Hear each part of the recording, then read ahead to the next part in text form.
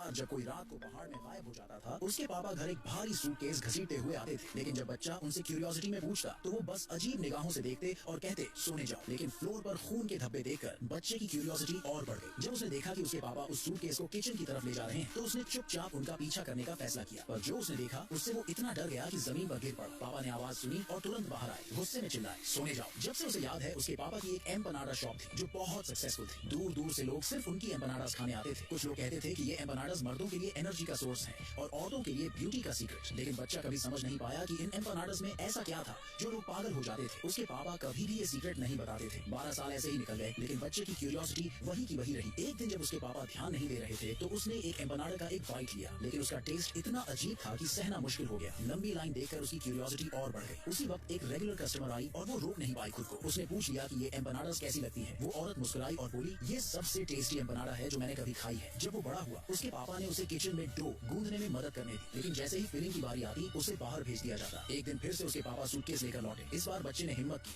और tightly suitcase पकड़ लिया। उसी बार उस जिपर से लाल लिक्विड बाहर निकलने लगा। पापा कुछ बोले नहीं, बस हमेशा की तरह सूटकेस ले जाने की कोशिश करने लगे, लेकिन बच्चा पीछे नहीं हटा। उसने पापा को जोर से धक्का दिया और मौके का फायदा उठाकर सूटकेस खोल दी। जैसे ही वो उसे पूरी तरह खोलने वाला था उसके पापा ने उसे जोर से जमीन पर गिरा दिया। बिना कुछ कहे सूटकेस फिर से बंद की और उसे किचन तक घसीट ले गए। जब वो चले गए तो बच्चे ने फ्लोर पर गिरे उस लिक्विड को थोड़ा छूकर सूंघा। उसमें खून जैसी तेज स्मेल थी। अगले दिन जब वो एम्पनाडास बेच रहे थे तो कुछ कस्टमर्स बात कर रहे थे कि हाल ही में 2 लड़कियां और गायब हो गई हैं। बच्चे को तुरंत पिछली रात की सूटकेस याद आ गई। उसने प्रिटेंड किया कि बस क्यूरियोसिटी में है और पूछा क्या उन लड़कियों की कोई फोटोज हैं। बाद में जब दुकान बंद हो गई तो उसने डस्टबिन चेक किया और वहाँ एक खून से सनी हुई चीज मिली। वही कपड़ा जो उन गायब हुई लड़कियों में से एक ने पहना था। वो सीधा उस कपड़े को लेकर अपने पापा के पास गया, लेकिन उन्होंने फौरन वो कपड़ा उससे छीना और उसे पूरी तरह जला डाला। फिर भी बच्चा पीछे नहीं हटा। उसी रात उसने सीक्रेटली अपने पापा का पीछा करने का फैसला किया। उसने देखा कि पापा एक औरत से धीरे धीरे बात कर रहे हैं और कुछ टूल्स तैयार कर रहे हैं। तभी बच्चे के पैर के नीचे एक सूखी टहनी टूट गई। आवाज से उसके पापा चौंक गए और उन्होंने सीधा उस पर एक एक्स फेंक दी। थोड़ा और होता तो वो मर ही जाता। जैसे ही उन्हें समझ आया कि सामने उनका बेटा है, उन्होंने उस औरत को तुरंत वहाँ से भगा दिया। बच्चा उस औरत का चेहरा ठीक से देखने के लिए आगे बढ़ा,